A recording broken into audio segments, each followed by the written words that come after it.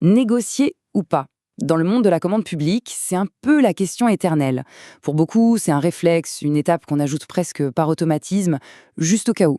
Mais est-ce que c'est toujours une si bonne idée? Eh bien aujourd'hui, on va décortiquer ça ensemble et voir pourquoi la réponse est loin d'être aussi simple. Voilà la question centrale. Est-ce que prendre le temps de négocier améliore vraiment le résultat final de l'achat? On a tous tendance à penser que oui, évidemment. Mais la réalité, elle, est beaucoup plus nuancée. Et on va voir que bien plus souvent qu'on ne le croit, la réponse est non. Alors, pour y voir plus clair, voilà notre parcours. D'abord, on va s'attaquer au mythe de la négociation systématique. Ensuite, on verra quelle est la question à se poser avant toute chose et dans quel cas la négo est vraiment pertinente. On identifiera aussi l'erreur classique à éviter à tout prix et on terminera par ce qui est sans doute la vraie racine du problème, la gouvernance de l'achat. Commençons par ce fameux réflexe, cet automatisme du «on négocie au cas où». L'idée derrière, elle est assez simple. Ça ne peut pas faire de mal et on pourrait, qui sait, gratter un meilleur prix ou une meilleure prestation. C'est séduisant, non? Sauf qu'en pratique, cette habitude a des conséquences bien réelles. D'abord, et c'est le plus évident, ça prend du temps. Beaucoup de temps.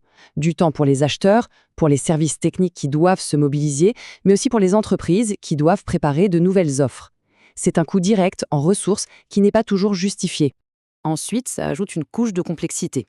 Il faut organiser les auditions, bien tracer tous les échanges, s'assurer à chaque seconde de l'égalité de traitement entre les candidats.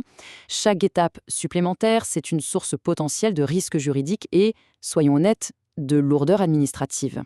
Et on en arrive au point crucial. Tout ce temps passé, toute cette complexité ajoutée, eh bien, ça ne garantit absolument pas une meilleure décision à la fin.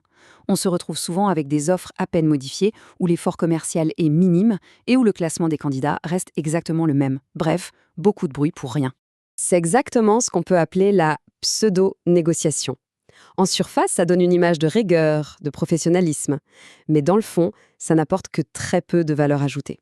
Il faut se rappeler une chose. La négociation, ce n'est pas une obligation, c'est un outil. Et un outil, ça n'a de valeur que si on s'en sert au bon moment et pour les bonnes raisons. Alors, justement, comment savoir si cet outil est le bon?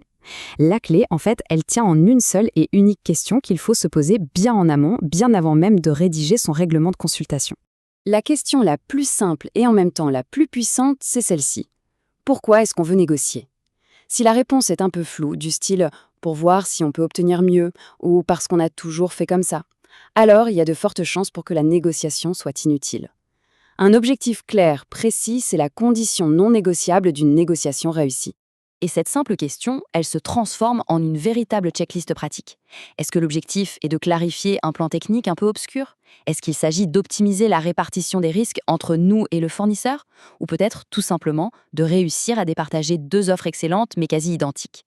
Si la réponse est oui à l'une de ces questions, alors là, la négociation a tout son sens. Sinon, on risque de retomber tout droit dans la pseudo-négociation. Voyons maintenant de manière très concrète comment ça s'applique. La pertinence de la négociation, elle dépend énormément de la nature du besoin.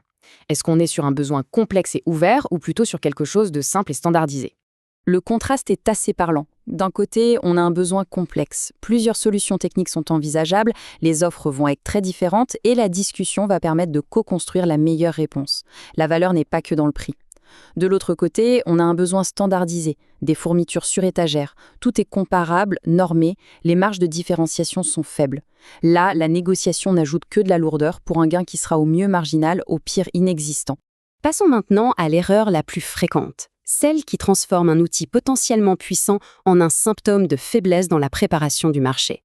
Qui n'a jamais entendu cette petite phrase? Oh, ce point n'est pas très clair, on verra ça pendant la négociation. C'est le signal d'alarme classique, le signe qu'on utilise la négociation pour compenser un besoin qui a été mal préparé ou mal défini en amont. C'est une béquille pour un cahier des charges un peu bancal. Et il faut être très clair là-dessus.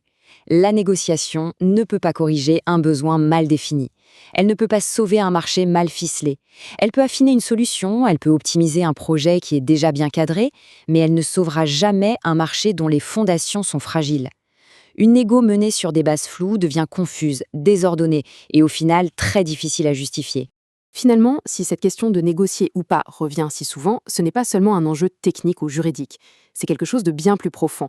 C'est un vrai révélateur de la gouvernance de l'achat au sein d'une organisation. La question, elle est fondamentale. Est-ce que la décision de négocier est un vrai choix stratégique qui a été pesé, réfléchi, assumé? Ou est-ce que c'est juste le fruit d'une habitude, d'une crainte, ou de l'influence d'un service plutôt qu'un autre au sein de l'organisation? Parce que bien souvent, la stratégie d'achat se décide à l'intersection de tous ces acteurs. Et si les rôles ne sont pas clairs, on peut se retrouver avec une négociation qui est taboue par peur du risque juridique, ou à l'inverse, une négociation qui est érigée en mythe, comme le gage absolu de la performance. Dans les deux cas, la décision est mal pensée. Au fond, le point crucial à retenir, il est simple. La négociation n'est ni obligatoire, ni interdite, ni magique. C'est un outil stratégique qui doit être mobilisé de manière intentionnelle pour des raisons précises et avec un objectif clair. Et je vous laisse avec cette dernière question.